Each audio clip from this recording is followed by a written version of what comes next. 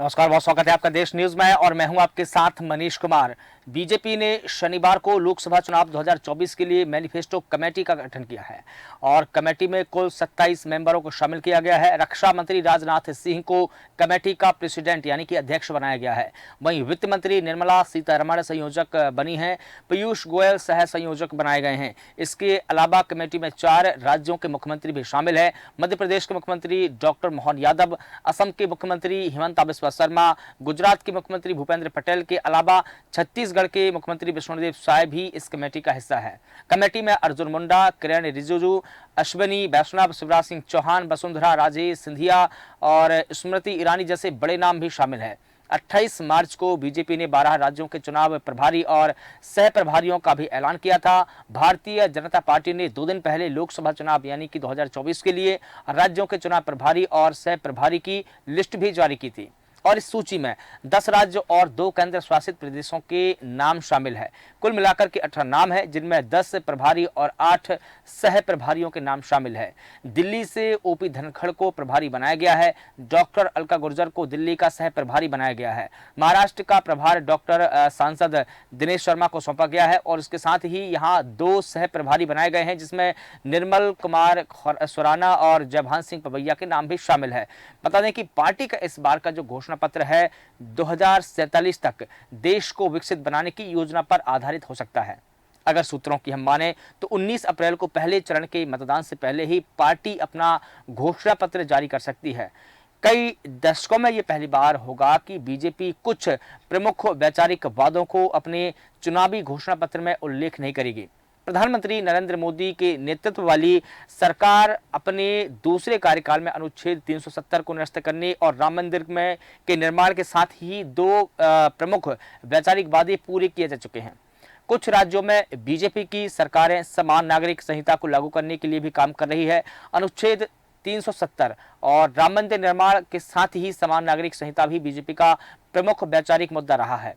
प्रधानमंत्री नरेंद्र मोदी अक्सर इस बात पर जोर देते रहे हैं कि उनके तीसरे कार्यकाल में बड़े फैसले लिए जाएंगे। ऐसे में घोषणा पत्र को लेकर कई तरह की चर्चाएं जोर पकड़ने लगी है। लोकसभा चुनाव 7 चरणों में होगा। 19 अप्रैल से 1 जून के बीच में ये चुनाव आयोजित होंगे, लेकिन क्या इस बार बीजेपी प्लानिंग कर रही है, इस पर देखना होगा। और इस बार के घोषणा पत्र में किन किन मुद्दों को बीजेपी शामिल करेगी और महिलाओं के लिए क्या हो सकता है, पुरानी पेंशन स्कीम के लिए क्या हो सकता है। चूंकि लंबे समय से विपक्ष द्वारा पुरानी पेंशन बहाली की एक मुहिम चलाई जा रही है और लगातार घोषणा की जा रही है। तो बता दें कि इसके कार्ड को लेकर के बीजेपी क्या करेगी, ये भी देखना होगा। गरीबों को क्या मिल सकता है, गरीबों के लिए क्या योजना लॉन्च की जा सकती है और उनके किन मुद्दों को शामिल किया जा सकता है। युवा वोटरों के लिए बीजेपी क्या करेगी, क्या प्लान पर चल रही है। 100 साल का पहला जो रोड मैप है बीजेपी दिखाएगी तो क्या दिखाएगी। किसानों के लिए क्या हो सकता है, किसानों की कर्ज माफी के लिए क्या हो सकता है। और बता दें कि इस पूरे मुद्दे पर अधिक जानकारी के लिए हमारे साथ में हमारे एडिटर इन चीफ जय श्रीवास्तव सर जुड़ चुके हैं। सर, बहुत स्वागत करता हूं आपका। आपसे यही जानना चाहूंगा कि बीजेपी के इलेक्शन मैनिफेस्टो कमेटी का ऐलान हो चुका है और बीजेपी लगातार अपने इलेक्शन मैनिफेस्टो पर काम कर रही है। हम अगर 2024 का लोकसभा चुनाव देखें तो बीजेपी और प्रधानमंत्री नरेंद्र मोदी लगातार ये कहते नजर आ रहे हैं कि हम इस बार कुछ बड़े इश्यूज को शामिल करेंगे। वो बड़े इश्यूज क्या हो सकते हैं सर? देखिए, कोई भी पार्टी जब चुनाव लड़ती है जी, तो उनका घोषणा पत्र जरूर आता है, पब्लिक के बीच में वो रखते हैं कि आप करने क्या वाले हो। बिल्कुल। इस मामले में हमेशा देखा ये गया है कि भारतीय जनता पार्टी इसमें कांग्रेस से आगे निकल जाती है। जैसे कि इस बार अभी तक कांग्रेस ने या कहे तो INDIA के जो घटक दल है उन्होंने अपना मैनिफेस्टो अभी तैयार नहीं किया, या तो तैयार हुआ है तो अभी पब्लिश नहीं किया। यही पर यदि भारतीय जनता पार्टी आज मैनिफेस्टो कमेटी का निर्माण किया है तो निश्चित तौर पे 2-4 दिन में जो है मैनिफेस्टो आ जाएगा। तो मुझे लगता है कि भारतीय जनता पार्टी के पास कहने के लिए बहुत है। 370 है कि हम लोगों ने पहले मैनिफेस्टो में जारी किया था कि 370 करेंगे, 370 हटाएंगे, तो 370 हटा दिया। फिर राम मंदिर बनाएंगे, राम मंदिर बना दिया, ट्रिपल तलाक हटा दिया। ये तमाम चीजों के पास ये भारतीय जनता पार्टी के पास उपलब्ध है। वही जो कांग्रेस के जो नारा है और जो घोषणा पत्र है वो गरीबी हटाएंगे, ये पिछले 70 साल से ये सुनते आ रहे हैं। लेकिन गरीबी दिन पर दिन बढ़ती गई। तो भी जो है जो मैनिफेस्टो आने वाला है, जो भारतीय जनता पार्टी के प्रमुख नेतागण बोल रहे हैं, उसमें एक आएगा यूसीसी का। और यूसीसी मतलब समझ लीजिए कि आना ही है, क्योंकि जो 5 प्रमुख मुद्दा, सीएए का, 370 का, राम मंदिर, ट्रिपल तलाक और यूसी, ये सब में जो है भारतीय जनता पार्टी आगे निकल कर जो है 4 मुद्दा क्लियर कर चुके हैं। एक मुद्दा जो है खाली यूसीसी, उनके पहले पुराने जो मैनिफेस्टो है उसमें वो खाली एक ही मुद्दा बचा है, तो इस बार वो मुद्दा जरूर आएगा। दूसरा, किसानों के लिए कोई ना कोई बड़ी घोषणा वो कर सकते हैं। ये पार्टी अगर बड़ी घोषणा किसानों के लिए कर देती है तो शायद उसमें इनको और कुछ ना कुछ फायदा मिलेगा। बिल्कुल। और जो सूचना हमारे पास है उसमें टैक्स को लेके कोई रियायत दे सकती है, चाहे वो जीएसटी हो चाहे वो टैक्स हो। इस मुद्दे पे भी जो कोई बड़ी घोषणा मैनिफेस्टो में कर सकते हैं वो, कि हमारे अभी जो अगर ट्रिपल बार अगर भारतीय जनता पार्टी जीतती है, जीत की हैट्रिक बनाती है, तो ये सारी चीजें उस मैनिफेस्टो में शामिल हो सकता है। बिल्कुल। देखिए, उसमें जो लोगों को शामिल किया गया उसमें कई मुख्यमंत्री है, कई बड़े केंद्रीय मंत्री हैं। इन लोगों का जो एक्सपीरियंस है, ये फील्ड का जो अनुभव है, इन सबको मिला के मैनिफेस्टो तैयार किया गया है या मैनिफेस्टो तैयार किया जाना है। तो इससे निश्चित रूप से भारतीय जनता पार्टी को फायदा मिलेगा। दूसरी जो एक और सबसे बड़ी बात यह है, जो मोदी सरकार जो गारंटी लेती है कि मोदी मतलब गारंटी है, उसका उल्लेख इसमें मैनिफेस्टो में आएगा कि मोदी को वोट दोगे तो आपको गारंटी होगी, विकास की गारंटी, गारंटी होगी आपके रोजगार की गारंटी, गारंटी होगी आपके जो है सुरक्षा की गारंटी। तो राष्ट्रीयता और धार्मिक, ये दोनों का समावेश इसमें देखने को मिलेगा। बिल्कुल। विकास की बातें होगी, धार्मिक बातें होगी, लेकिन सबसे स्ट्रॉन्ग पोजीशन में होंगे राष्ट्रीयता। बिल्कुल। राष्ट्र की सुरक्षा और अखंडता के लिए इसमें बड़े पैमाने पे कुछ ना कुछ इसमें रहेगा, जिसमें सीमा से संबंधित हो सकता है, या जैसे मैंने कहा कि यूसीसी से जो है ये भी राष्ट्रीयता का ही मुद्दा है। ऐसी स्थिति में मुझे ऐसा लगता है कि भारतीय जनता पार्टी का जो मैनिफेस्टो है आम पब्लिक के लिए मतलब लोक लुभावना का एक समावेश होगा। बिल्कुल। हाँ, बिल्कुल ठीक है सर। यहाँ पर 2-3 चीज़ें और जानना ज़रूरी है, चूँकि विपक्ष की तरफ से लगातार जाति जनगणना और पुरानी पेंशन स्कीम की अभियान चलाए जा रहे हैं और लगातार वो कह रहे हैं कि अगर हम सत्ता में आए तो हम पुरानी पेंशन स्कीम की बहाली करेंगे, जातिगत जनगणना करवाएंगे। इसकी काट में बीजेपी क्या लेकर आ सकती है, कैसे इसका जवाब देगी बीजेपी? आपने हाल ही में जो संपन्न चुनाव हुए, इन चुनावों में जब नजर दौड़ाएंगे, इसमें ये दोनों ही मुद्दा कांग्रेस के लिए प्रमुख थे। जी बिल्कुल। जिसमें एक जाति जनगणना, दूसरा जो है ओल्ड पेंशन। दोनों को जो है जिस प्रकार से कांग्रेस ने प्रमुखता से उठाया, बिल्कुल, उससे लग रहा था कि भारतीय जनता पार्टी इन दोनों मुद्दे पे बैक फुट पर होंगे। लेकिन एक बड़े नेता से जब मैंने इस विषय में बात की थी, तो उन्होंने जो उस समय आंकड़ा पेश किया था, सबसे पहले जाति जनगणना, बिल्कुल, जाति जनगणना का इतना कोई फायदा नहीं है हम जनता को। जनता सब जानती है, कोई बोलता है कि हमारे जो है इतने समाज के लोग हैं, हमारे धर्म के इतने लोग हैं। बिल्कुल, ये सारे दावा बहुत स्ट्रॉन्ग दावा नहीं है, क्योंकि इससे कोई बहुत बड़ा फर्क पड़ने वाला नहीं है। बिल्कुल। अब आ जाइए आप आपके ओल्ड पेंशन। ओल्ड पेंशन की जो ये है वो उसमें अधिकतर जो लोग हैं, जैसे ओल्ड पेंशन किन लोगों का है? बिल्कुल। उसमें बहनें भी हैं, उसमें किसान भी हैं। तो वो देखने के बाद बड़ा चौंकाने वाला जो है तथ्य मेरे सामने आया, वो ये है कि जिन राज्यों में लाडली बहना योजना चल रही है, उज्ज्वला योजना चल रही है, किसान को जो पेंशन दिया जा रहा है, ये सारे चीजों में वो ओल्ड पेंशन धारी की जो सूची है उसमें अधिकतर लोग इसमें शामिल है। किसी न किसी रूप में उनको कुछ ना कुछ मिल रहा है। जैसे एक उदाहरण मैं देना चाहूंगा, लाडली बहना योजना। अगर महिला है ओल्ड पेंशन मांगने वाली और उनको यदि लाडली बहना योजना के अंतर्गत कोई लाभ मिल रहा है, तो डबल लाभ तो मिल नहीं सकता है। बिल्कुल। तो जहां से एक बार जब चालू हो गया, दूसरी चीजें उनको नहीं मिलेगी। बिल्कुल।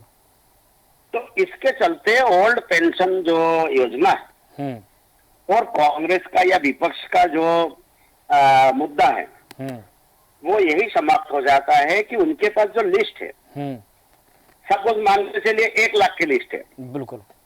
अब 1 लाख में से 80,000 लोग जो है वो अन्य पेंशन में या अन्य किसी न किसी प्रकार से सरकार के फायदा उठा रहे हैं। बिल्कुल। तो आपके पास 1 लाख की लिस्ट है, आप कह सकते हो कि 1 लाख लोगों को जो है इससे वंचित रखा गया। बिल्कुल। बीजेपी इस चीज को जानती है, एक्चुअल वंचित है 80,000, अगर 20,000। तो ये जो फर्क है, इन फर्कों को देखते हुए लग रहा है कि ओल्ड पेंशन योजना कितने भी बड़ा मुद्दा बन जाए, इसका कोई लाभ विपक्ष को नहीं मिलना है। अब इन सब चीजों को जो है जब आप शामिल करोगे मैनिफेस्टो में, तो आपके विचार, आपका जो अंक गणित कहेगा विपक्ष का कि ये लोग यदि नाराज हो जाए तो हमें इतने वोट मिलेंगे, यही विपक्ष जो है मात खा जाती है। बिल्कुल। बिल्कुल जी, बिल्कुल ठीक है सर। जैसा कि जाति जनगणना का मुद्दा लगातार उठाया जा रहा है और कांग्रेस समेत तमाम विपक्षी दलों ने भी इस मुद्दे को उठाया, लेकिन इसी काट में बीजेपी ने एक और फार्मूला लॉन्च किया। बीजेपी ने कहा कि हम जिन जाति की बात कर रहे हैं वो 4 जाति है। उन्होंने कहा कि गरीब, युवा, अन्नदाता और नारी, ये 4 जाति है और इन चारों वर्गों पर हाल के दिनों में प्रधानमंत्री मोदी ने भी बार बार फोकस किया।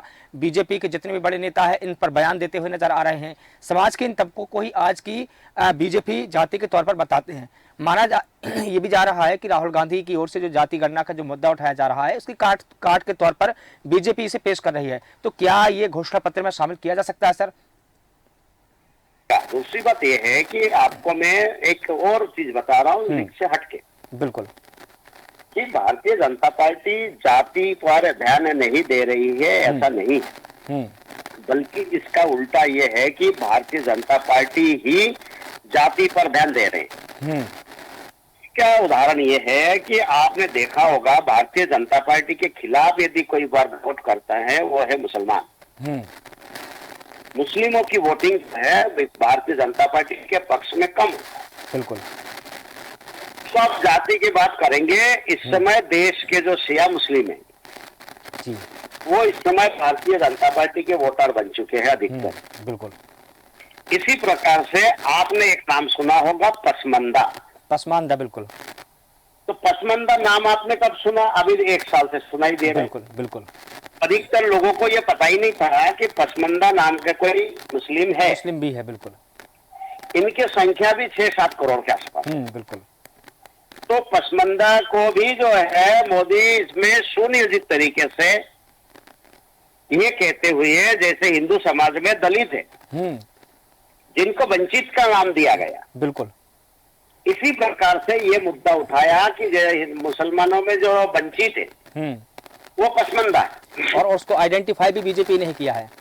उसको आइडेंटिफाई भी बीजेपी ने किया। अब पसमंदा नेता, पसमंदा समाज के जो मुस्लिम है वो क्या कहना चाहते हैं कि भैया हम लोग जब से आजादी के बाद से इस देश में रह रहे हैं, हम बहकावे में आके कांग्रेस को या दीगर पार्टी को हम वोट दे रहे हैं। जी। पहली बार हमें किसी ने महत्व दिया है, महत्व दिया है, आइडेंटिफाई किया और हमारी बात कर रहा है। हमारी बात कर रहा है। बिल्कुल। तो वो लोग भी जो है कांग्रेस और दीगर पार्टी जो भाजपा को छोड़ के, उनको छोड़ के भारतीय जनता पार्टी के साथ चले गए। तो समाज पर काम तो भारतीय जनता पार्टी कर रही है। बिल्कुल। क्योंकि उनको हर वर्ग का जिस प्रकार से टुकड़ों कर करके एक एक पॉकेट से थोड़ा थोड़ा करके एक बड़ा वोट बैंक बना रहे हैं, जो कांग्रेस इसमें नाकाम रही। कांग्रेस के जो वोट बैंक पहले दलित कांग्रेस के साथ थे, आदिवासी कांग्रेस के साथ थे, बिल्कुल, मुस्लिम कांग्रेस के साथ थे। अब ना दलित कांग्रेस के साथ रहे, आदिवासी कांग्रेस के साथ रहे, और मुस्लिम जहां तक है वहां पहले शिया निकाल चुके। अब आपको पसमंदा निकाल गए। अब एक और जो अहमदिया रह गए, उस पर आगे जाके काम करेंगे, क्योंकि अहमदिया को ये बाकी लोग, मुसलमान लोग तो मुसलमान मानते ही नहीं। बिल्कुल, ये उनकी दुखती बात है। बिल्कुल।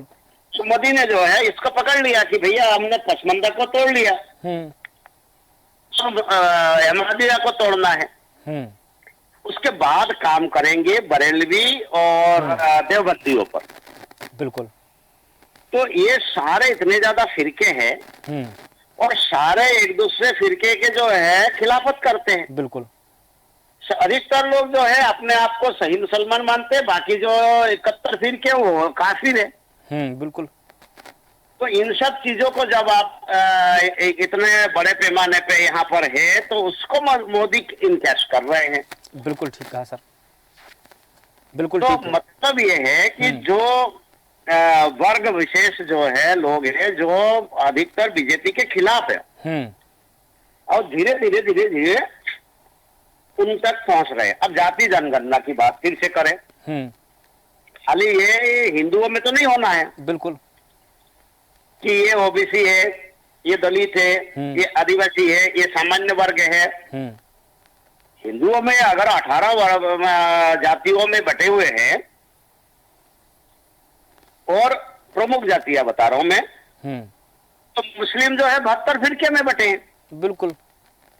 तो इसमें जब जाति जनगणना होगा, जब आप उसमें लिखोगे कि भैया ये हिंदू में ओबीसी है, ये हिंदू में दलित है, ऐसा ही उसमें लिखा जाएगा। ये मुसलमानों में पसमंदा है, ये मुसलमानों में अहमदिया है, ये मुसलमानों में शिया है, ये मुसलमानों में हनफी है, ये मुसलमानों में बरेलवी है, ये मुसलमानों में देवबंदी है। तो ये एक बहुत बड़े पैमाने पे खाई पैदा होगी। जैसे कि हिंदुओं में खाई पैदा हुई जी, कई जगह पर हमें सुनने को मिला है कि भाई कोई कुएं से पानी नहीं भरने दे रहे। धीरे धीरे कितना साल लग गए उसको मिटाने में। बिल्कुल। और आज भी जो है हर जगह से पूरी तरह से ये समाप्त नहीं हुआ। हाँ, कई जगह से खबरें आती रहती है, आज भी आती रहती है। तो आप एक बात बताइए कि एक तरह से जो कानून इतना स्ट्रांग है कि भैया आप स्वास्थ्य को खत्म करो, बिल्कुल, उसको खत्म करने में 75 साल से हम लोग खत्म करने में लगे हुए हैं और खत्म नहीं हो पाए। बिल्कुल ठीक है। अब एक और खाई पैदा होगी मुसलमानों में। बिल्कुल ठीक है। वो खाई पे कैसे अपन कटेंगे, फिर 75 साल लग जाएंगे। तो अभी जो है ये जाति जनगणना का भी फायदा भारतीय जनता पार्टी को मिलना है। बिल्कुल ठीक है सर। एक मुद्दा भले कांग्रेस का है। बिल्कुल ठीक है सर। एक और चीज जानना चाहूंगा आपसे, क्योंकि लगातार प्रधानमंत्री मोदी को बीजेपी और उनके नेता वैश्विक नेता के तौर पर पेश कर रहे हैं, तो क्या वैश्विक नीति भी इनके घोषणा पत्र में कुछ देखने को मिल सकती है? क्या फॉरेन पॉलिसी को लेकर भी ये कुछ कर रहे हैं?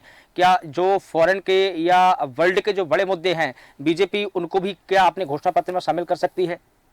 देखिए, पहले मैंने ये बात कही है कि जो बॉर्डर एरिया है उसको लेके कोई बड़ी घोषणा होगी, इसका मतलब ही यही है जो विदेश नीति है और जो रक्षा नीति है, दोनों का उल्लेख उसमें होगा। बिल्कुल। इसके पीछे देखिए, पाकिस्तान की हालत अभी खराब है। बिल्कुल। चीन की भी स्थिति पहले जैसे नहीं रही, अमेरिका की स्थिति भी पहले जैसे नहीं है। तो जितने भी विदेश के जो बड़े पिलर थे, उनके नींव हिल चुका है।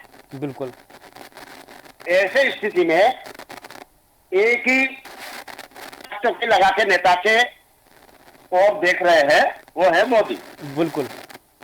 आपने आज एक खबर पढ़ी होगी जिसमें यह कहा गया है लंदन से कि ऋषि सुनक ने एक नीति बनाई थी वहां कि भारतीय कंपनी को एक लिमिटेड जो है वहां पर मौका दिया जाए।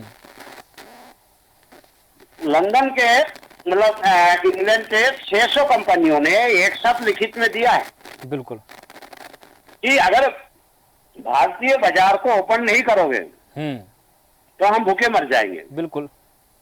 तो कितनी बड़ी बात है बिल्कुल कि भारत के जो जीडीपी है वो तो दिन पर दिन हमें देखने को मिल रहा है कि जो धीरे धीरे बढ़ रही जी, बिल्कुल स्ट्रांग हो रही है, स्ट्रांग हो रही है। लेकिन आप सोचिए कि लंदन में इसकी चर्चा हो रहा है कि भैया भारत को यदि ओपन नहीं करोगे और मार्केट में ओपन नहीं करोगे तो हम भूखे मर जाएंगे।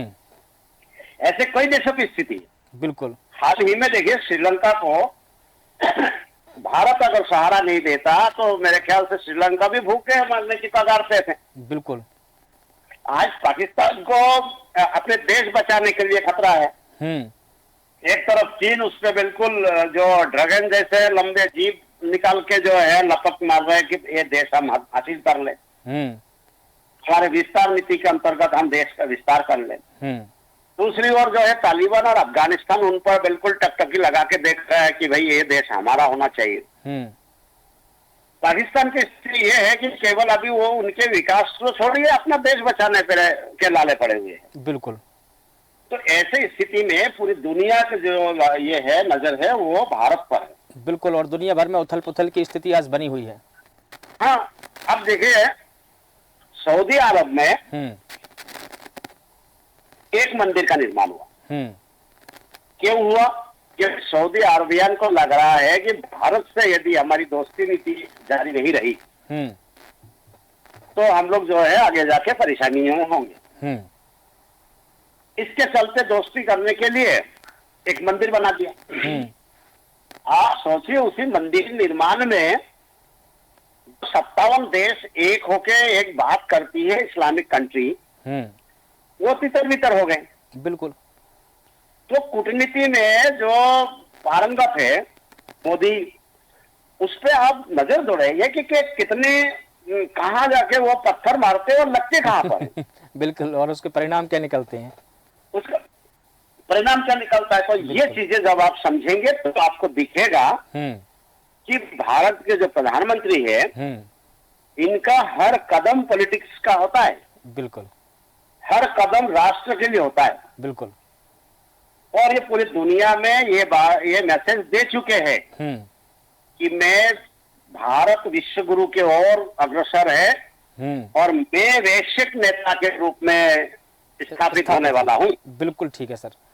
जी बिल्कुल ठीक है सर। तमाम जानकारी के लिए, तमाम अपडेट्स के लिए आपका बहुत शुक्रिया। चूंकि समय का अभाव है तो बता दें कि बीजेपी ने अपने घोषणा पत्र के लिए अपनी एक कमेटी का गठन किया है और केंद्रीय रक्षा मंत्री राजनाथ सिंह को इस कमेटी का अध्यक्ष बनाया है। कई मुद्दों पर बीजेपी काम कर रही है, विदेश नीति पर भी बीजेपी काम कर रही है। इसके अलावा देश लोकसभा चुनाव के मुहाने पर खड़ा है तो कई वर्गों को साधने की चुनौती है।